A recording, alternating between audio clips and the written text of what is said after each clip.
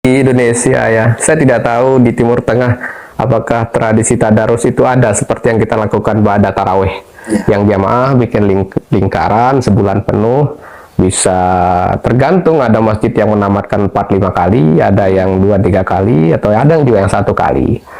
Nah, di luar Asia Tenggara saya tidak tahu apakah di Timur Tengah ada pola tadarus semacam ini.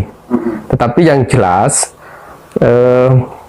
ekspresi keislaman yang tumbuh di Indonesia ini karena tidak lepas dari masyarakat agraris.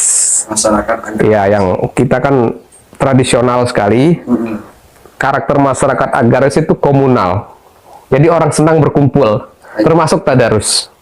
Nah, mungkin di Timur Tengah melakukan ngaji yang serius di bulan Ramadan, menamatkan Al-Quran, tapi mungkin lebih individual di tempat-tempat lain. Nah, karena kita masyarakat komunal, senang berkumpul, budaya gotong royong, maka kita ada, kalau istilah Sasak, ada meleman yang diperingati untuk nuzul Quran, seorang bawa dulang kan ke masjid, terus pengajian. Tadarus juga begitu, kita ngaji di masjid, kemudian nanti ibu-ibu bawakan snack atau dulang bahasa Sasak. Itu saya pikir bukan wilayah normatif, tetapi bagaimana kebudayaan menjadi penopang kegiatan-kegiatan agama.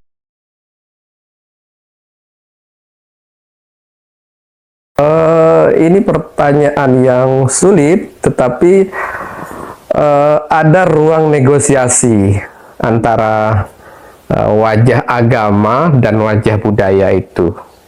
Nah, selama ini kan orang cenderung melihat agama dan budaya itu sebagai sesuatu yang face to face, yang berhadap-hadapan.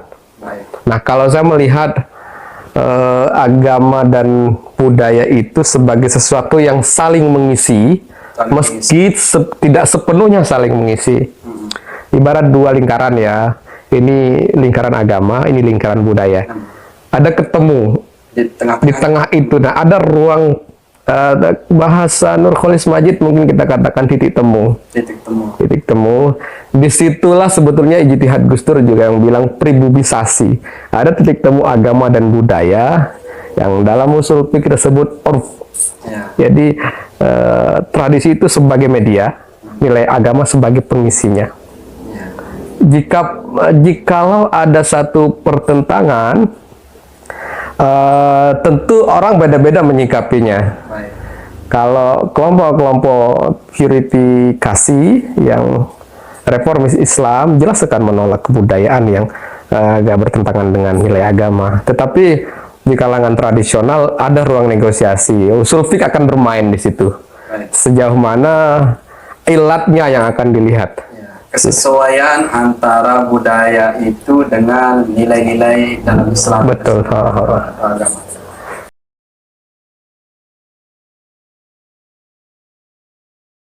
Baik, kalau saya sih sederhana saja bahwa semua punya dasar, semua berhak menyambut Ramadan ini dengan riang gembira.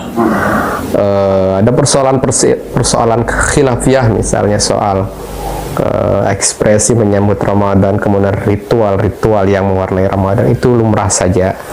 Yang ingin taraweh 8 rakaat silahkan, yang 22 silahkan.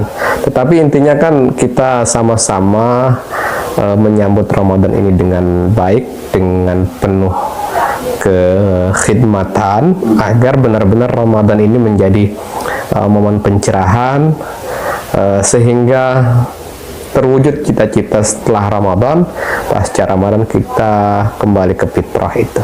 Saya pikir itu.